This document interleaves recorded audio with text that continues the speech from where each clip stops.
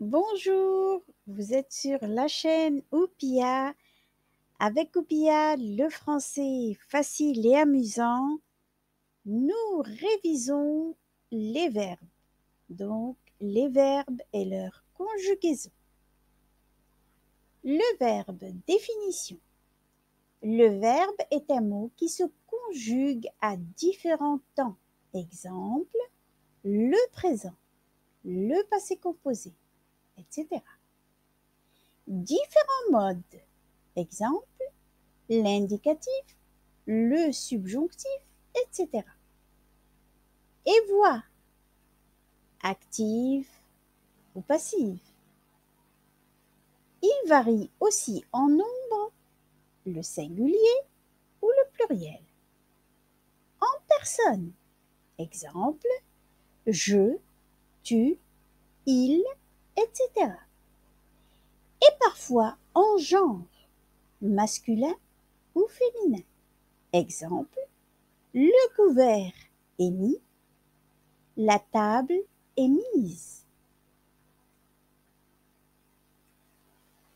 Les nombreuses formes que possèdent les verbes sont reprises dans les tables de conjugaison que l'on appelle temps verbaux.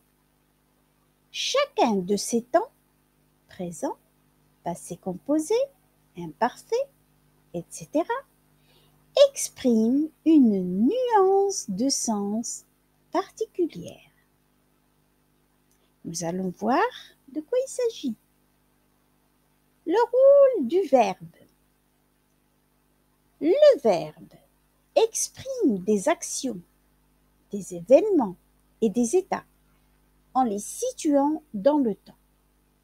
Il indique l'époque, le passé, le présent ou l'avenir à laquelle je vais vous expliquer par un verbe, c'est l'auxiliaire avoir, à laquelle ils ont, avaient, auront lieu. Donc, on a essayé de montrer un petit peu le présent, le passé et le futur par un verbe. Alors, je vous donne un exemple ici avec des phrases. Elle a préparé un sandwich. Il repeint sa chambre. J'irai me baigner à la mer. Alors, le bleu, la première phrase, le verbe est écrit en bleu, ça exprime avant. Donc le passé, c'est ce qui s'est passé avant. Elle a préparé un sandwich tout à l'heure, hier. Bon.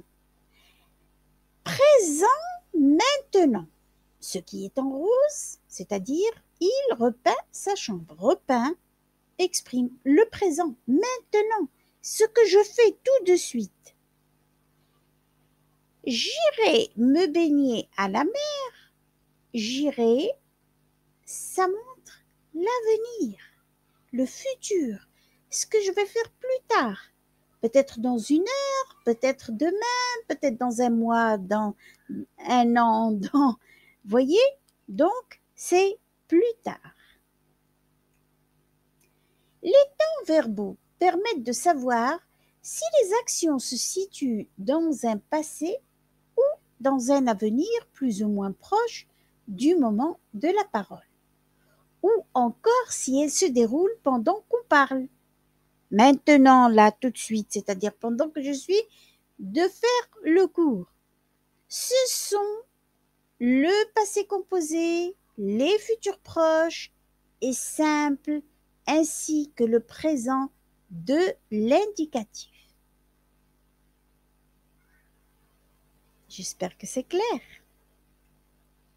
En français, il existe 5 modes verbaux.